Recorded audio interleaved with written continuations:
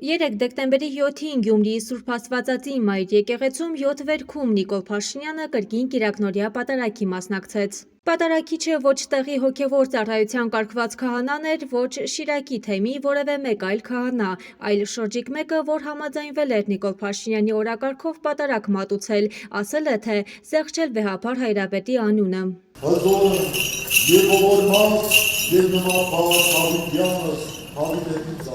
Պատարագը առաջնորդում էին Փաշինյանի միացած արքեպիսկոպոսները, այդ թվում և նավասարդ արքեպիսկոպոս Կճոյանը։ 7 վերքում Նիկոլ Փաշինյանի հետ առաջին անգամ պատարագի մասնակցեց Հայաստանի Հանրապետության նախագահ Վահագն Խաչատուրյանը։ 7 վերքում Նիկոլ Փաշինյանի կողքին էին նաև իշխանական թևի մի շարք ներկայացուցիչներ, ՔՊ-ական պատգամավորներ Վահագն Ալեքսանյանը, Հայկ Կոնջորյանը, Ջուլիետտա Ազարյանը, Էմմա Պալյանը, Կարեն Սարուխանյանը, Վլադիմիր Վարդանյանը, Սարիկ Մինասյանը, Հայաստանի Հանրապետության էկոնոմիկայի նախարար Գևորգ Պապոյանը, տարածքային կառավարման և ենթակառուցվածքների նախարար Դավիթ Խուդացյանը, առողջապահության նախարար Անահիտ Ավանեսյանը, Լոռու մարզպետ Արեն Մկրտչյանը, կյանքի խոսք աղանդի ղեկավար Արթուր Սիմոնյանը և այլք։ Նիկոլ Փաշինյանին հաջողվեց 7 վերքում իր օրակարգով պատարագ մատուցող քահանա գտնել, բայց այնուամենայնիվ գյումրեցիները այնքան էլ գրկաբաց չընդունեցին նրան և իշխանական թևի մյուս ներկայացուցիչներին։ Գյումրեցիները նաև պահանջում էին ազատ արձակել հոգևոր հայրեր Միքայել և Բագրատ Սրբազաններին։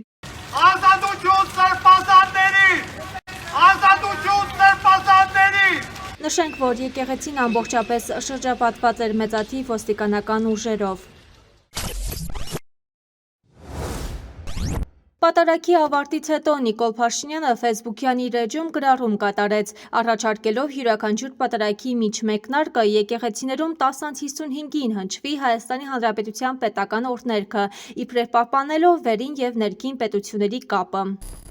Պատարագի այս փոփոխությունը առաջարկում է այն նույն Նիկոլ Փաշինյանը, որ ժամանակին պնդում էր՝ պետությունը չի կարող միջամտել եկեղեցու գործերին։ Ես կարծում եմ, որ պետությունը և եկեղեցին Հայաստանի Հանրապետությունում անջատ են և պետությունը չպետք է միջամտի եկեղեցու գործերին։